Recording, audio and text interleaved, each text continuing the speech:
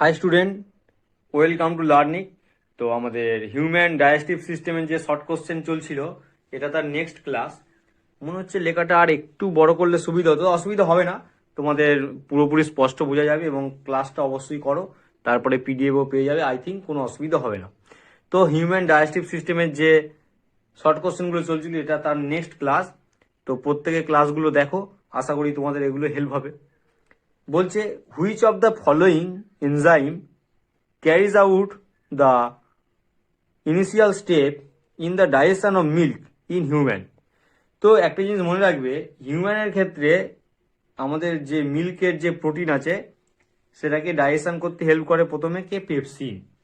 তো তখন কিন্তু রেনিন লিখবে না, তখন লিখবে পেপসিন। কেন? In human milk protein digesting enzyme in the stomach is pepsin. In calves it is the renin. Renin is also present in small amount in human infant but not adults. তো pepsin acts on water soluble আমাদের caseinogen, মানে casein to from the soluble casein. ঠিক আছে, তাহলে আমাদের এই যে পেপসিনটা আছে, যেটা কেসিনোজেনের উপরে, মিল্ক প্রোটিন যে কেসিনোজেন তার উপরে হচ্ছে কাজ করে এবং সেটা থেকে আমার সলিউবেল কেসিন তৈরি করে এক্ষেত্রে। তো আমাদের এখানটায় ডাইজেশনটা তাহলে হেল্প করছে কে, শুরু করছে কে? তখন আমাদের সেটা বলতে হবে কিন্তু পেপসিন। পেপসিন বলতে হবে আমাদের, কি বলতে হবে সেটা হচ্ছে আমাদের বলতে হবে পেপসিন। হলো, নেক্সট এসো। নেক্সট দেখো কি বলেছে। The mucosal layer in the stomach from the irregular fold known as রাগি। ঠিক আছে, RUGAE। তো এই যে জিনিসটা, এটা কিন্তু কেমন, আমাদের যে স্টোম্যাক যদি দেখো, স্টোম্যাকের ভিতরে তো অনেক ফোল্ড থাকে, মানে একটা পর্দাকে যেমন ফোল্ড করে দেওয়া হয় না, ওর ভিতরে অনেক ফোল্ড থাকে। তো সেই ফোল্ডের নামটা এখানটায় তোমাদের জানতে চেয়েছে, সেটা দেয়া আছে। এবারে বলছে the back flow of facial matter in the large intestine is prevented by the presence of ইলিওক্যাভিক্যাল valve। যেটার জন্য আমাদের ওই জিনিসটা পুনরায় ব্যাকে যেতে পারে না, সেটা হচ্ছে ইলিওক্যাভিক্যাল valve। ঠিক আছে, এটা মনে রাখবে। এবার এই যে কোশ্চেনগুলো না, একটু তোমাদের প্রথম প্রথম কঠিন লাগবে, কারণ এই নামগুলো সচরাচর তো মানে কেউ পড়েনি। এক তো 11-12 বেশ কিছু বইয়ে দেওয়া আছে, বাংলায় দেওয়া, কিন্তু যখন তোমরা ইংলিশ পরীক্ষা দিতে বসবে নিটে, তখন হঠাৎ করে যখন এই ওয়ার্ডগুলো আসবে না, তখন তোমাদের কিন্তু টেনশন হবে। কোশ্চেন কিন্তু কঠিন নয়, কোশ্চেন সবসময় সোজা হয় যদি সে সব অ্যান্সার দিতে পারে। যদি সে ভালো করে প্রিপারেশন নেয়, সে সব কোশ্চেনে অ্যান্সারই দিতে পারবে, তার ক্ষেত্রে কোশ্চেনটা কিছু ম্যাটারই করে না। কিন্তু সমস্যা হচ্ছে বাংলা মিডিয়াম থেকে যদি ইংলিশ মিডিয়ামে যায়, তখন এইগুলোই ভাবতে ভাবতে অনেকটা সময় চলে যায়। সেই জন্য আমি যেগুলো করাচ্ছি অন্তত টাচে থাকো, তাহলে বেশ কিছু তোমাদের টার্মস ইংলিশে অবশ্যই মনে থাকবে। এবারে বলছি in human body the role of bile salt in digestion. আমাদের হিউম্যান বডিতে বলছে বাইল সল্টের যে আছে তার কাজ কি। বলছে emulsify fat and facilitate their absorption. মধ্য কথা ইমালসিফিকেশন অফ ফ্যাট এবং অ্যাবজর্পশনে হেল্প করে কে? এই আমাদের বাইল সল্টগুলো। যে বাইল সল্ট থাকে, সেই বাইল সল্টগুলো আমার কোথায় হেল্প করছে? Emulsify fats and facilitate their absorption. তো যেগুলো বললাম একটু দেখে নেবে, যে পেপসিন থেকে ওই রিয়াকশন স্টার্ট হয়, এটাকে ইলিওক্যাভিক্যাল ভালভ বলা হয়, যাতে পুনরায় আগের পথে ওটা যেতে না পারে। বুঝে গেল?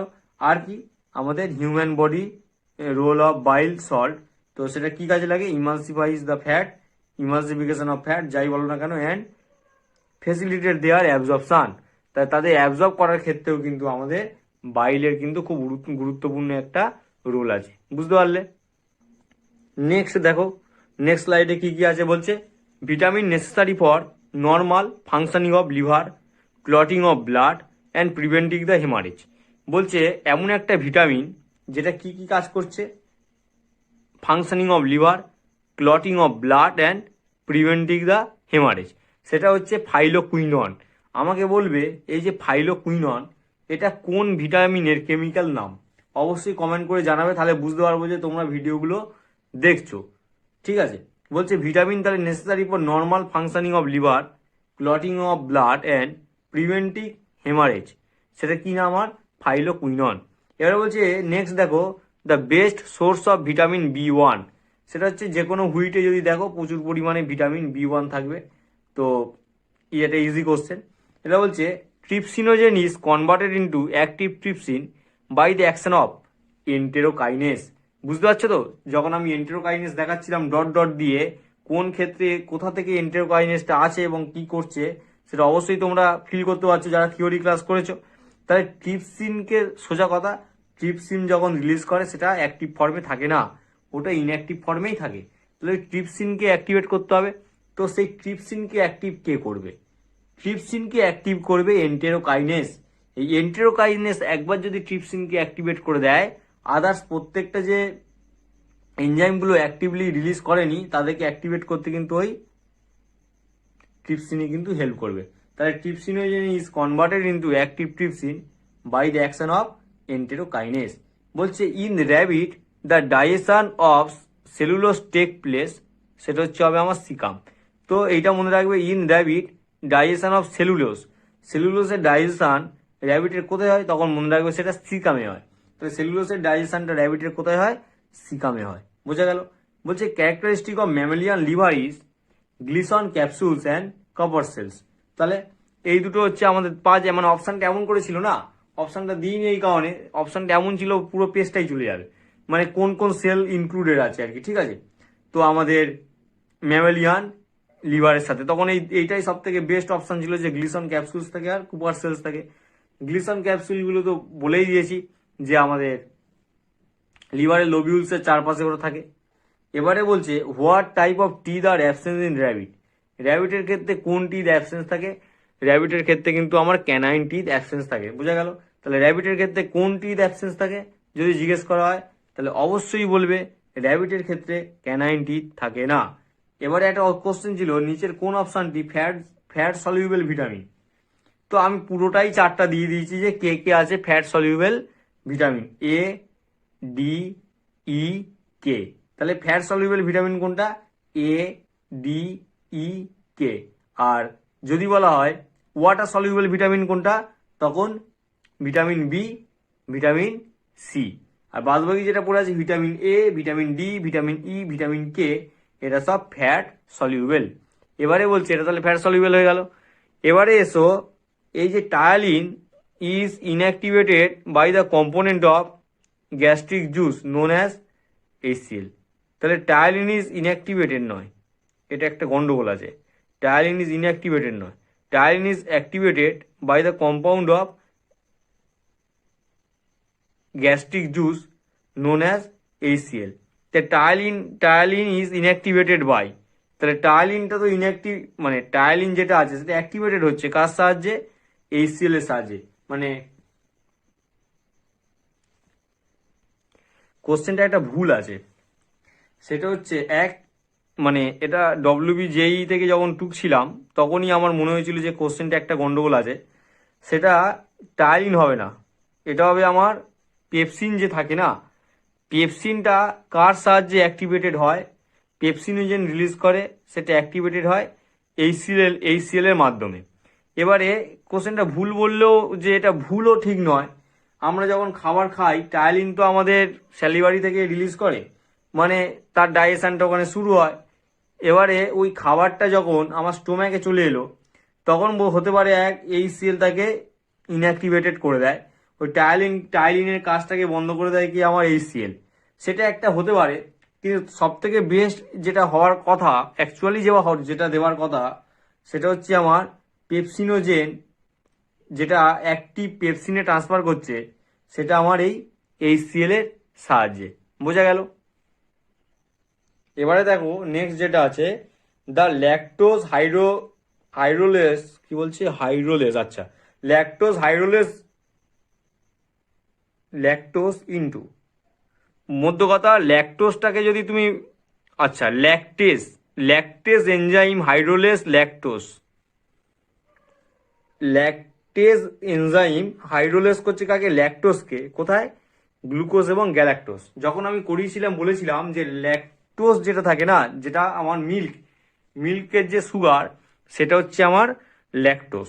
তাহলে মিল্কের যে সুগার, সেই যে ল্যাকটোজ, সেটা কোথায় ট্রান্সফার করছে? গ্লুকোজ এবং গ্যালাক্টোজে। কার সাহায্যে? ল্যাকটেজ এনজাইমের সাহায্যে। তাই ল্যাকটেজ এনজাইম কি করছে? ল্যাকটোজ নামে যে সুগারটা আছে সেটাকে ব্রেক করে বের করছে আমার গ্লুকোজ আর গ্যালাক্টোজ। বোঝা গেল? এবারে বলছে কপার সেলস আর ফ্যাগোসাইটিক, এটা এসেছিল ডব্লিউবিজেইতে। তাহলে এটা ফ্যাগোসাইটিক ক্যারেক্টার, মানে কোনো জিনিসকে সে গিলে নেয়, তো সেটা হচ্ছে আমার ফ্যাগোসাইটিক ক্যারেক্টার। নেক্সট বলছে which teeth of human are shovel shape, সেটা কোনটা? সকলেই জানে সেটা ক্যানাইন, তো এটা অতটা কঠিন নয়, যেটা কাটিং এবং টিয়ারিংয়ে হেল্প করে। নেক্সট দেখো aggregate of lymphoid tissue present in the distal portion of the small intestine are known as, সেটা হচ্ছে আমার পেয়ার্স প্যাচেস। বলছে যে লিম্ফয়েড টিস্যুগুলো থাকে, সেই লিম্ফয়েড টিস্যুগুলো একসাথে জড়ো হয়ে একটা প্যাচের মতো আকৃতি দেয়, মানে মনে হবে যেন কোনো একটা জায়গায় প্যাচ হয়ে আছে আর কি, ঠিক আছে? তো সেটাই বলছি যে লিম্ফয়েড টিস্যু যেগুলো আছে কোথায় না distal portion of the small ইন্টেস্টাইনে, সেটা নোন অ্যাজ পেয়ার্স প্যাচেস। তো পেয়ার্স প্যাচেস বলা হয় সেটাকে। এবার বলছে গ্রেভিয়ার্ড অফ আরবিসি, সেটাকে বলা হয় স্প্লিন, মানে যেখানটাতে আরবিসি পাস করতে আমি বলেছিলাম ক্যাপিলারি থাকে অনেক স্প্লিনে, তো স্প্লিন থেকে যখনই আরবিসি যেতে যায়, যদি সেটা নষ্ট হয়ে যায়, ড্যামেজ হয়ে যায়, আর যদি সেই ক্যাপিলারি পার করতে না পারে, তার মানে তার আয়ু শেষ, প্রায় 120 দিনের মাথায় হয়। সেই জন্য বলা হয় আমার গ্রেভিয়ার্ড ফর আরবিসি কোনটা? গ্রেভিয়ার্ড ফর আরবিসি সেটা হচ্ছে আমার স্প্লিন। তাহলে গ্রেভিয়ার্ড ফর আরবিসি সেটা কি? আমার স্প্লিন। বলছে sphincter of body guards hepato pancreatic duct. এই যে হেপাটো প্যানক্রিয়েটিক ডাক্ট, কোন ডাক্টটা বলছি? যারা ডাক্তার সিস্টেম করেছে থিওরিতে তাদের তো একদম ক্রিস্টাল ক্লিয়ার হয়ে আছে যেটা হেপাটো প্যানক্রিয়েটিক ডাক্ট কোনটা, যেটা কমন ডাক্ট আসছে।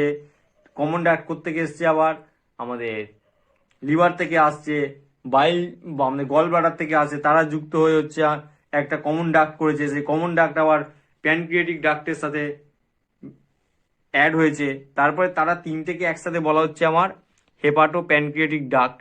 তার মুখের কাছে কে থাকে? স্পিংটার অফ অডি, যে গার্ড হিসেবে থাকে। তাহলে কে থাকে? Sphincter of Audi. এবারে বলছে maltose gives rise to molecules of glucose. তাহলে এখানে দেখো ল্যাকটেসের হেল্পে ল্যাকটোজ গ্লুকোজ আর গ্যালাক্টোজে ব্রেকডাউন করেছিল, তেমন ল্যাকটোজের মতো আমাদের যে মল্টোজ আছে যেটা দুটো গ্লুকোজে ট্রান্সফার করছে। তাহলে কি? Glucose plus glucose. যখন এমন হবে গ্লুকোজ প্লাস গ্লুকোজ, দুটো গ্লুকোজকে একসাথে বলা যায় আমার মল্টোজ। যখন আমরা স্যালিভারি গ্ল্যান্ড পড়ানো হচ্ছিল বলেছিলাম কোনো কার্বোহাইড্রেট জাতীয় ফুড যখনই তুমি নেবে আর কি খাবার জন্য গালে নিলে, তখনই হবে কি সেই কার্বোহাইড্রেট ফুডের ডাইজেশন শুরু হবে। তার কারণ কি? আমাদের টায়ালিন আছে, আর ওই টায়ালিন যখন ব্রেক করলো, ব্রেকডাউনের পরে তখন কিন্তু মল্টোস পর্যন্তই ডাইজেশন হবে, মল্টোসের পরে কিন্তু আর যাবে না, মল্টোস পর্যন্তই ডাইজেশনটা হবে। তো সেই মল্টোস কি দিয়ে তৈরি? গ্লুকোজ প্লাস গ্লুকোজ, দুটো গ্লুকোজ দিয়ে কিন্তু এই মল্টোসটা আমার তৈরি। বলছে pellagra is caused by due to the deficiency of, pellagra is caused due to the deficiency of, কার ডেফিসিয়েন্সি, কার অভাবে পেলেগ্রা হয়? তখন লিখতে হবে নিয়াসিন। তা নিয়াসিনের অভাবে, নিয়াসিনের ডেফিসিয়েন্সি হলে যে রোগটা হয় সেটার নাম আমার পেলেগ্রা। বোঝা গেল? বলছে if for some reason our goblet cell are non functional, তাহলে কি অসুবিধা হবে? This will adversely affected. বলছে smooth movement of the food downwards the intestine. খুব সুন্দর একটা কোশ্চেন আসে পরীক্ষায়, মানে নর্মালি বোর্ডের পরীক্ষাতেও আসে। Goblet cell continuously mucus secretion করে। ভালো করে বোঝো, গবলেট সেল, এই যে গবলেট সেল কোথায় গেল এক্ষুনি দেখলাম, এই যে গবলেট সেল, এই goblet cell continuously mucus secretion করে। এর ফলে কি হয়? ওটা একটা সেই তোমার জল আটালো মানে হররে ভাব থাকে আর কি। তো এর ফলে কি হয়? খাবার অনেক স্মুথলি নিচের দিকে নেমে আসতে পারে, ইন্টেস্টাইনে যেতে পারে। তো এই গবলেট সেলে যদি কোনো রকমে মানে নন ফাংশনাল হয়ে যায়, তখন কি প্রবলেম হবে? প্রবলেমটা হবে এটাই, smooth movement of food downwards the intestine, এইটা হচ্ছে আমার বন্ধ হয়ে যাবে, তখন কিন্তু এই কাজটা ঠিকঠাকভাবে হবে না। দেখো, যেহেতু আগের স্লাইডে গবলেট সেলের কথা বলছিলাম, তা আমি ভাবলাম যে মোটামুটি যেটা থেকে যেটা বেরোয় দিয়ে দেওয়া যাক। তো এই যে গবলেট সেল, যেটা থেকে কি বেরোচ্ছে? মিউকাস। তাহলে গবলেট সেল থেকে কি বেরোয়? মিউকাস। লাইসোজাইম কি করে? Antibacterial agent. মনে রাখবে লাইসোজাইম কি করছে, অ্যান্টিব্যাকটেরিয়াল এজেন্ট, মানে ব্যাকটেরিয়াগুলোকে ব্রেক করার চেষ্টা করছে, আমাদের স্যালিভাতে থাকে।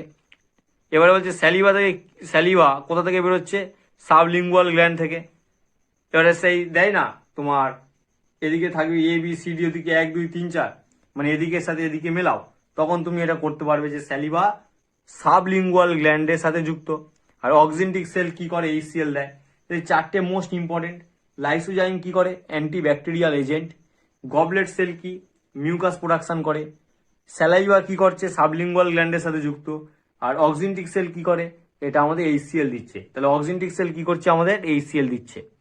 বলছে দ্য গ্যাস্ট্রিক জুস কন্টেন্স, যদি বলে গ্যাস্ট্রিক জুস কি কি দিয়ে তৈরি হয়, পেপসিন, লাইপেজ, রেনিন, এরা সব হচ্ছে আমার গ্যাস্ট্রিক জুসের মধ্যে থাকে।